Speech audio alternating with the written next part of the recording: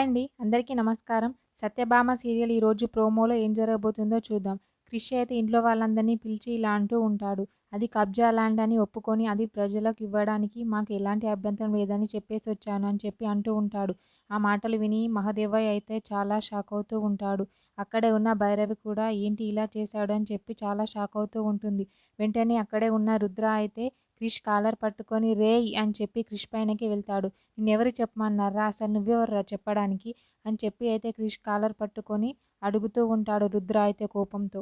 వెంటనే అక్కడే ఉన్న సంజయ్ అయితే వాళ్ళ అమ్మకి సైగ చేస్తూ ఉంటాడు తలతో.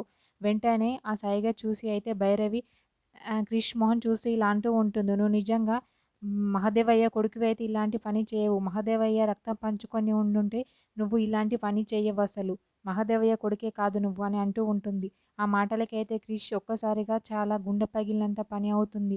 అక్కడే ఉన్న సత్య కూడా ఆ మాటలు విని చాలా షాకవుతూ ఉంటుంది. సంజయ్ అయితే తన మనసులో ఇలా అనుకుంటూ ఉంటాడు. ఈ డైలాగ్ కోసమే కదా అప్పటినుంచి నేను ఎదురు చూస్తుంది అని చెప్పి అనుకుంటూ ఉంటాడు.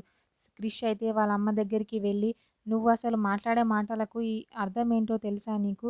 మహదేవయ్య కొడుకుని కాదంటావా నన్ను? ఎందుకు ఇలా అన్నావు? అని చెప్పి అయితే చాలా బాధపడుతూ భైరవిని అయితే అడుగుతూ ఉంటాడు క్రిష్. భైరవి అయితే నిన్నసలు మా కొడుకులాగే అనుకోవట్లేదు మేము అని చెప్పి గట్టిగా చెప్తూ ఉంటుంది భైరవి అయితే. ఆ మాటలు విని క్రిష్ అయితే ఒక్కసారిగా చాలా షాకవుతూ ఉంటాడు. ఏంటి అమ్మ ఇలా మాట్లాడుతుంది అని చెప్పి చాలా బాధపడుతూ ఉంటాడు. ఆ మాటలు విన్న సత్య అయితే చాలా షాకవుతూ ఉంటుంది. ఏంటి అత్తయ్య గారు ఒక్కసారిగా ఇలా చెప్పారు అని చెప్పి. సంజయ్ అయితే తన మనసులో బాగైంది క్రిష్‌కి ఇలాగే కావాలి అని చెప్పి అయితే చాలా సంతోషపడుతూ ఉంటాడు మనసులో. మరేం జరుగుతుంది ఏంటి అనేది నెక్స్ట్ ఎపిసోడ్‌లో చూద్దాం. ఓకే. థ్యాంక్ యూ అండి. నా ఛానల్‌ని సబ్స్క్రైబ్ అండ్ లైక్